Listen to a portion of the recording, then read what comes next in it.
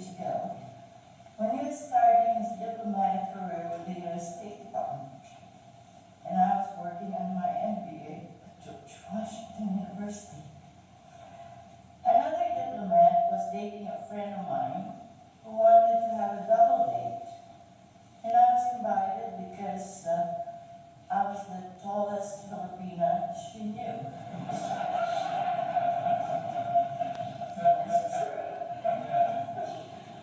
Mike was 6'4" and 250 pounds, towering over me in physique and intellect. He had a photographic memory and could carry on the most interesting conversations I have ever encountered. MichaelDanielFoley was born in Vallejo, California. It developed a strong character since he began life as a small boy with a stutter, and he had to deal with bullies in the classroom. With strong determination, he conquered the stutter, and as for his physique, well, he grew up and quite tall indeed, so he could definitely deal decisively with bullies, and he did. Michael believed deeply in American democracy, and was a true patriot.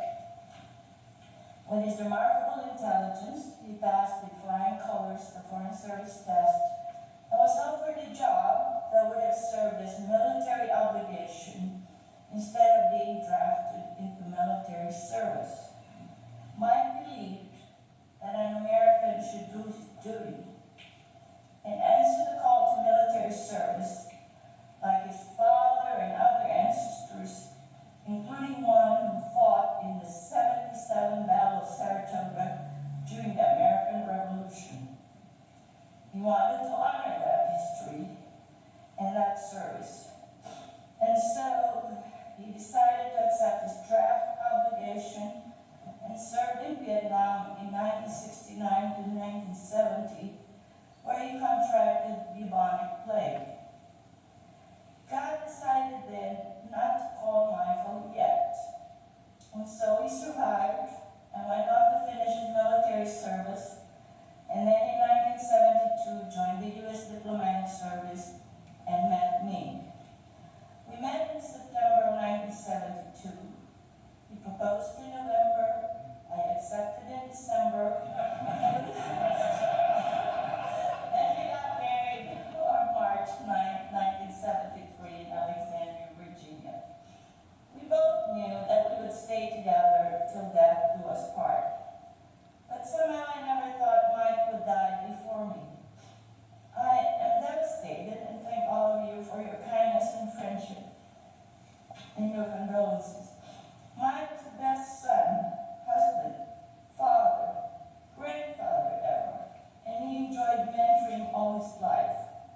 From the time he was in Vallejo High School, through the U.S. State Department, and then the CIA. He took on stressful jobs and supported our family with such loyalty and devotion. Whenever we ran into problems, he would always stand by me, keeping me strong by reminding me that no matter the storm, we will always go through it together and find calm on the other side. Whatever it may work or come, it was possible only because Michael was always there. I knew he would always be there to support me and our family, whether I succeeded or not. He was honest, loyal, so smart, and had a wicked sense of humor that made for such fascinating conversations, particularly about history that he loved. He made our daily lives so interesting as we traveled through his specialness of history. Mike has always been the best and most accurate historian that I ever knew. Mike loved to paint toy soldiers and play war games. It was a hobby that kept him sane from all the stress of work. And I realized how sick he was when a couple of months ago he covered up his paint table and moved it to the side because his sight was failing from